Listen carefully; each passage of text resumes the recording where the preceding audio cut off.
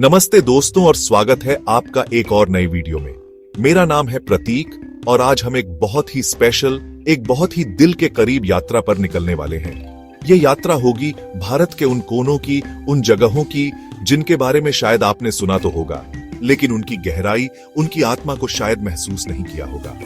हम अक्सर शिमला, मनाली, गोवा जैसी लोकप्रिय जगहों पर जाते हैं और वे खूबसूरत हैं भी, लेकिन भारत सिर्फ इतना ही नहीं है।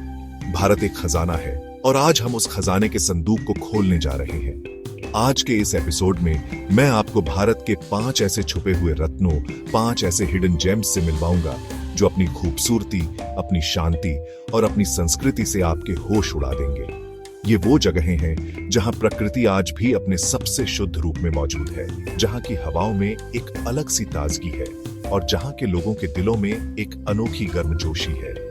हम सिर्फ इन जगहों के बारे में बात नहीं करेंगे, बल्कि मैं आपको इनकी शानदार तस्वीरें और वीडियो भी दिखाऊंगा ताकि आप मेरे साथ वर्चुअली इन जगहों की यात्रा कर सकें और इनकी सुंदरता को अपनी आंखों से देख सकें। तो अपनी कुर्सी की पेटी बांध लीजिए, क्योंकि ये सफर आपको भीड़ भाड़ से दूर, शांति और सुकून की एक नई दुनिया में ले जाने वाला है। हम जानेंगे इन जगहों के इतिहास के बारे में, इनकी संस्कृति के बारे में और ये भी कि क्यों आपको अपनी अगली छुट्टियों की प्लानिंग इन्हीं जगहों के लिए करनी चाहिए। ये सिर्फ एक ट्रैवल वीडियो नहीं है दोस्तों, ये एक अनुभव है, एक एहसास है उस अतुल्य भारत का जो अभी भी खोजे जाने का इंतजार कर रहा है। तो चलिए शुरू करते हैं हमारी आज की यात्रा। हमारी लिस्ट में सबसे पहला नाम है असम का माजुली द्वीप। दोस्तों, ये कोई साधारण द्वीप नहीं है, ये दुनिया का सबसे बड़ा नदी द्वीप है जो शक्तिशाली ब्रह्मपुत्र नदी के बीचों बीच स्थित है। कल्पना कीजिए एक ऐसी जगह की जो चारों तरफ से पानी से घिरी हो, जहां तक नजर जाए बस हरियाली और शांति हो। माजुली सिर्फ एक भौगोलिक अजूबा नहीं है, बल्कि ये असम की नव वैष्णव संस्कृति का केंद्र भी है। यहाँ पर आपको सत्र मिलेंगे जो मठों की तरह होते हैं, जहां सदियों से कला, संगीत और आध्यात्मिकता को संजो कर रखा गया है। यहाँ आकर आपको ऐसा लगेगा जैसे आप समय में पीछे चले गए हैं। सुबह की शुरुआत पक्षियों की चहचहाहट से होती है और दिन ढलता है ब्रह्मपुत्र के किनारे शानदार सूर्यास्त के साथ। यहाँ के लोग, जिन्हें मिसिंग जनजाति कहा जाता है, बांस के बने ऊंचे घरों में रहते हैं, जिन्हें चांग घर कहते हैं। उनका जीवन प्रकृति के साथ पूरी तरह से जुड़ा हुआ है।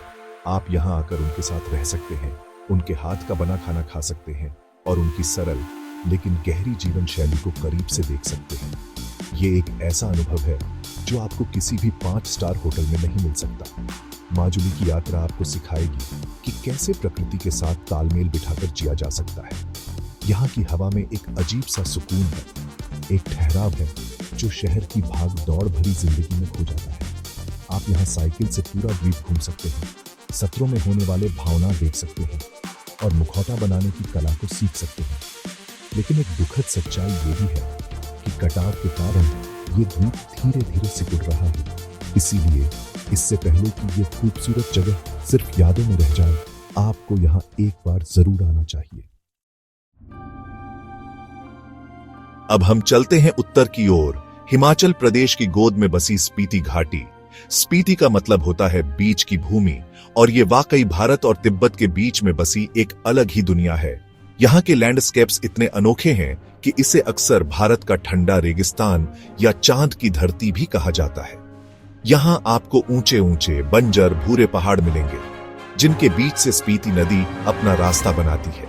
ये नजारा आपको मंत्रमुग्ध कर देगा, आपको एहसास दिलाएगा कि प्रकृति कितनी विशाल और शक्तिशाली है। स्पीति सिर्फ अपनी खूबसूरती के लिए ही नहीं, बल्कि अपनी प्राचीन बौद्ध संस्कृति के लिए भी जानी जाती है। यहाँ पर दुनिया के कुछ सबसे पुराने और सबसे ऊंचे मठ स्थित हैं, जैसे कि की मठ और ताबो मठ।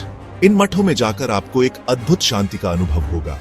दीवारों पर बनी सदियों पुरानी पेंटिंग्स, जिन्हें थांका कहते हैं, और लामाओं द्वारा किए जाने वाले मंत्रोच्चार आपको एक अलग ही आध्यात्मिक दुनिया में ले जाएंगे। यहाँ का जीवन बहुत कठिन है, खासकर सर्दियों में जब ये घाटी बाकी दुनिया से कट जाती है, लेकिन यहाँ के लोगों के चेहरे पर आपको हमेशा एक मुस्कान मिलेगी। स्पीति की यात्रा कमजोर दिल वालों के लिए नहीं है। यहाँ की सड़कें खतरनाक हैं, ऑक्सीजन का स्तर कम है और मौसम का कोई भरोसा नहीं। लेकिन अगर आप एडवेंचर के शौकीन हैं और कुछ असली, कुछ कच्चा अनुभव करना चाहते हैं, तो स्पीति आपके लिए ही बनी है। आप यहाँ दुनिया के सबसे ऊंचे गांव कॉमिक जा सकते हैं। हिक्किम में स्थित दुनिया के सबसे ऊंचे पोस्ट ऑफिस से अपने प्रियजनों को चिट्ठी भेज सकते हैं। और अगर आप भाग्यशाली रहे तो आपको स्नो लेपर्ड भी दिख सकता है। स्पीति एक यात्रा नहीं, एक तपस्या है जो आपको अंदर से बदल देगी। हमारी अगली मंजिल है पूर्वोत्तर का एक और छिपा हुआ रत्न, अरुणाचल प्रदेश की जिरो वैली। यह घाटी अपनी धान की खेती और देवदार के घने जंगलों के लिए प्रसिद्ध है। यहाँ का लैंडस्केप किसी पेंटिंग की तरह लगता है। हरे भरे धान के खेत और उनके चारों ओर ऊंचे ऊंचे देवदार के पेड़। जिरो को यूनेस्को की विश्व धरोहर स्थलों की अस्थायी सूची में भी शामिल किया गया है, जो इसकी सांस्कृतिक और प्राकृतिक महत्व को दर्शाता है। यहाँ आकर आपको जो शांति मिलेगी वो शायद ही कहीं और मिले। जिरो वैली मुख्य रूप से अपतानी जनजाति का घर है। यह जनजाति अपनी अनूठी कृषि प्रणाली के लिए जानी जाती है, जिसमें वे धान और मछली की खेती एक साथ करते हैं, वो भी बिना किसी जानवर या मशीन का उपयोग किए। उनकी यह प्रणाली पर्यावरण के साथ उनके गहरे संबंध का प्रतीक है। अपतानी महिलाएं अपने चेहरे पर पारंपरिक टैटू और नाक में बड़ी बड़ी नथ पहनने के लिए जानी जाती थी। हालांकि अब यह प्रथा धीरे धीरे खत्म हो रही है। यहाँ आकर आप उनके गांवों में घूम सकते हैं, उनके जीवन को करीब से देख सकते हैं और उनकी मेहमाननवाजी का आनंद ले सकते हैं। जिरो वैली अब जिरो फेस्टिवल ऑफ म्यूजिक के लिए भी अंतरराष्ट्रीय स्तर पर प्रसिद्ध हो गई है। हर साल सितंबर में होने वाला यह फेस्टिवल भारत के सबसे अच्छे आउटडोर संगीत समारोहों में से एक माना जाता है, जहां देश विदेश से इंडी कलाकार अपनी कला का प्रदर्शन करने आते हैं।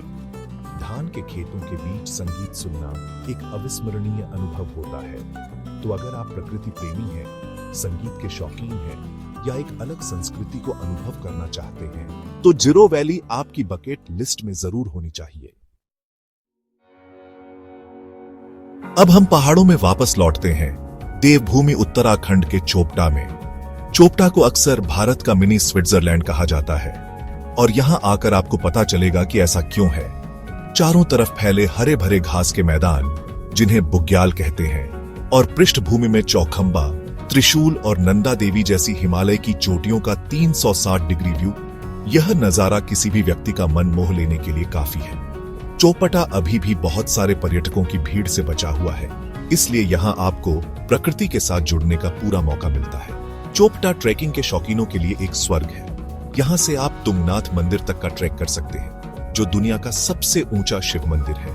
यह ट्रैक बहुत ज्यादा कठिन नहीं है और रास्ते में आपको बुरांश के खिले हुए लाल फूलों के जंगल मिलेंगे, जो इस रास्ते की खूबसूरती को और भी बढ़ा देते हैं। तुंगनाथ से थोड़ा और ऊपर चढ़कर आप चंद्रशिला पहुंच सकते हैं, जहां से सूर्योदय का नजारा देखना एक जीवन भर का अनुभव होता है। जब सूरज की पहली किरणें बर्फ से ढकी हिमालय की चोटियों पर पड़ती हैं, तो वो सोना बन जाती है और यह दृश्य आपकी आत्मा में बस जाएगा।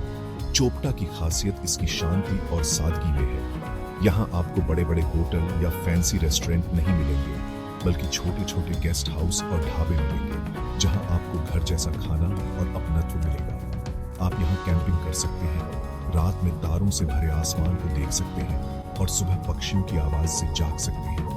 यदि आप शहर के शोर शराबे से दूर कुछ दिन शांति और सुकून में बिताना चाहते हैं, तो चोपटा आपके लिए एक आदर्श स्थान है। यह जगह आपके शरीर को ही नहीं, बल्कि आपकी आत्मा को भी तरोताजा कर देगी।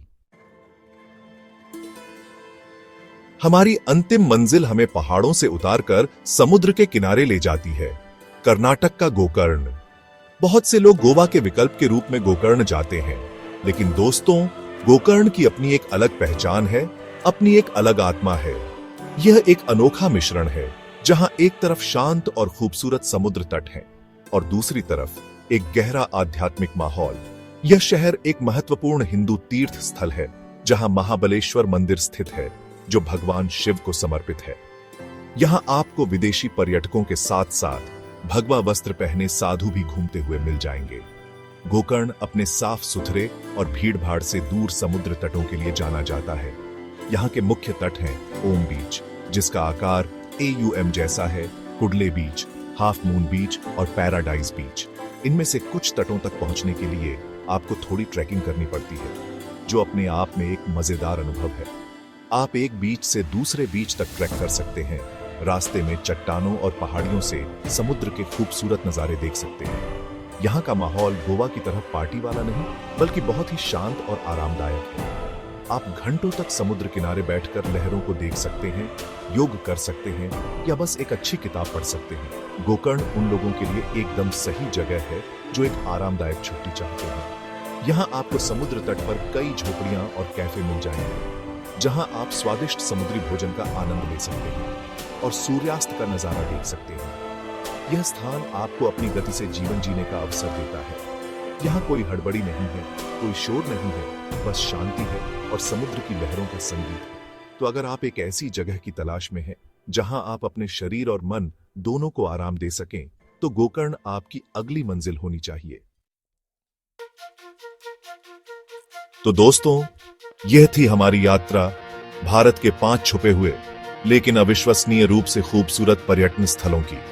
हमने असम के नदी द्वीप माजुली की संस्कृति को देखा, स्पीति की आध्यात्मिक ऊंचाइयों को महसूस किया, झीरों की संगीतमय वादियों में खो गए, चोपटा के हिमालयी नजारों में शांति पाई और गोकर्ण के समुद्र तटों पर सुकून हासिल किया। ये वो भारत है जो अक्सर हमारी नजरों से ओझल रहता है, लेकिन जिसकी सुंदरता और गहराई अतुलनीय है। इन जगहों की यात्रा सिर्फ घूमना नहीं, बल्कि खुद को खोजना भी है। अब मैं आपसे जानना चाहता हूं, इन 5 जगहों में से कौन सी जगह ने आपके दिल को सबसे ज्यादा छुआ है? कौन सी वो जगह है जहां आप सबसे पहले जाना चाहेंगे?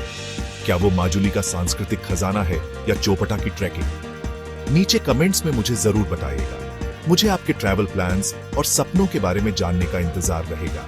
हो सकता है आपके कमेंट से किसी और को भी अपनी अगली यात्रा के लिए प्रेरणा मिल जाए। और हाँ, अगर आपको यह वीडियो, यह वर्चुअल यात्रा पसंद आई हो, अगर आपको इन जगहों के बारे में जानकर अच्छा लगा हो, तो प्लीज इस वीडियो को एक लाइक जरूर दीजिएगा। आपके एक लाइक से हमें बहुत प्रोत्साहन मिलता है। और अगर आप भविष्य में भी ऐसे ही अनूठे और गहरे विषयों पर वीडियो देखना चाहते हैं, तो चैनल को सब्सक्राइब करना मत भूलिएगा और उस बेल आइकॉन को भी दबा दें, ताकि आप कोई भी अपडेट मिस ना करें। मैं प्रतीक आपसे मिलूंगा अगले वीडियो में। तब तक खोजते रहिए, सीखते रहिए। नमस्ते।